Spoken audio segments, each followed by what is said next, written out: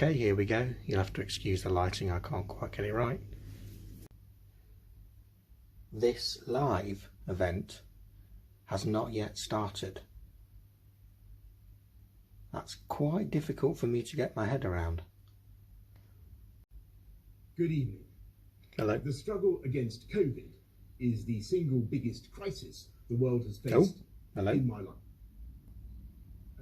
Oh, sign language. In less than a year, this disease has killed almost 1 million people and caused havoc to economies everywhere.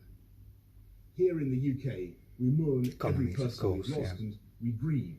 Mention economies first, obviously. And yet I'm more certain than ever that this is a struggle that humanity will win, and we in this country will win. And to achieve what we must, I want to talk to you directly tonight. Directly through the TV. None of them easy, and why we must take action now. I know Shake your fist at me, mate. Because we have succeeded before. When the sickness took hold in this country in March, we pulled together in a spirit of national sacrifice and unity. We followed the guidance to the letter. We stayed at home, protected Did the you? NHS, the Commons stayed open unnecessarily, didn't it? And for months, with those disciplines of social distancing, we've kept that virus at bay. But we have to acknowledge that this is a great and freedom-loving country, and while the vast majority going to blame the people with the rules, there have been too many breaches, too many opportunities. Dominic Cummings, invisible enemy, for example, through undetected. The virus has started to spread again. First example that comes to mind. Infections are up. Hospital admissions are climbing. We can see what's happening in France and Spain. And we know, alas, that this virus is no less fatal than it was in the spring, and that the vast majority of our people are no less susceptible.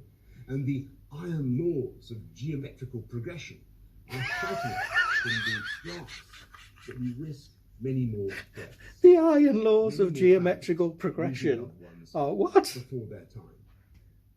And I know real man of the people, isn't he? With that risk, the British people will want their government to continue to fight to protect them, you. And that's what we're doing night and day.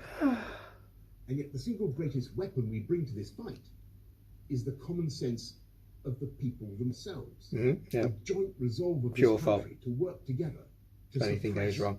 COVID now. Lack of common sense. I set out a package of tougher measures in England. Early closing for pubs, bars, by an hour, table service only, closing businesses that are not COVID secure, expanding the use of face coverings, new fines for those that fail to comply, once again asking office workers to work from home if they can, which they were until a few months ago. Indoors and outdoors. Yeah, that's already in force. Yeah, package of national measures combined with the potential for tougher local restrictions. That's already in force. Yeah, already happening. I know that this approach, robust but proportionate, already carries the support of all the main parties in Parliament. Yeah, because we all love all the parties, don't we? Thank God it's got their support. We're convinced. This broad approach is shared across the whole UK. And to those who say we don't need this stuff and we should leave people to take their own risks, who said that? Risks are not our own. The tragic reality of having COVID is that your mild cough can be someone else's death knell. And as for the suggestion that we should simply lock up the elderly and the vulnerable, who suggested that? The suffering that would entail, I must tell you that this is just not realistic. Because if you let the virus rip through the rest of the population, it would inevitably find its way through to the elderly as well, and in much greater numbers. That's why we need to suppress the virus now. And as for that minority who may continue to flout the rules, we will enforce those rules with tougher penalties and fines of up to £10,000. We will put more police out on the streets and use the army to back them. Oh my fucking God. And of course, I'm deeply spiritually reluctant to make any He's spiritually reluctant. Anyone's freedom. But unless we take action, the risk is that we will have to go for tougher measures later when the death Tougher than the army. and we have a huge caseload of infection such as we had in the spring. If we let this virus get out of control now, it would mean that our NHS had no space once again to deal with cancer patients and millions of other Sorry, I can't get the lighting there. COVID medical needs. And if we were forced into a new national lockdown, that would threaten not just jobs and livelihoods, but the loving human contact on which we all depend. It would mean renewed loneliness and confinement for the elderly and vulnerable, and ultimately it would threaten once again the education of our children. We must do all we can to avoid going down that road again. But if people don't follow the rules we've set out, then we must reserve the right to go further. We must take action now, because a stitch in time saves 9. And this way, we can keep people in work, we can keep A stitch in time our saves schools 9. open, and we can keep our country moving forward while we work together to suppress the virus. That is our strategy. And if we can follow this package together, then I know we can succeed, because in so many ways, we're better prepared than before. We have the PPE, we have the beds, we have the nightingales, we have new medicines pioneered in this country that can help save lives. Is that a comfort that they're pioneered in this country? I don't know. Worried about the data now and the risks over winter.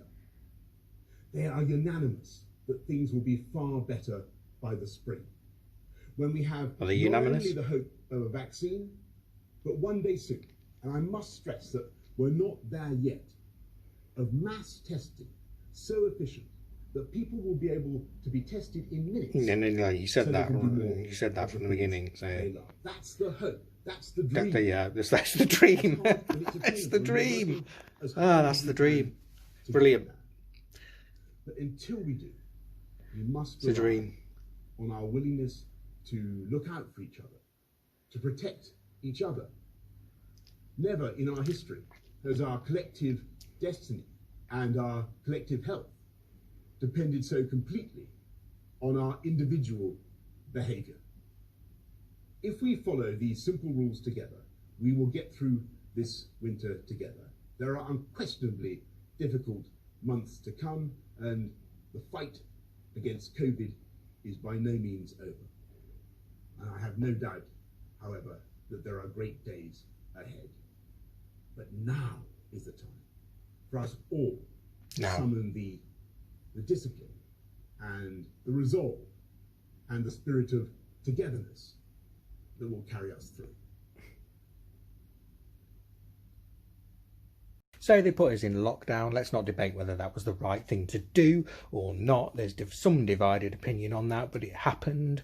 The spread did slow. The figures went down, if you believe the figures. Again, let's not debate that, but the figures went down. Then we were all sent back to work. Encouraged to go to the pubs, encouraged to eat out, go to restaurants. Even, they would pay half of it.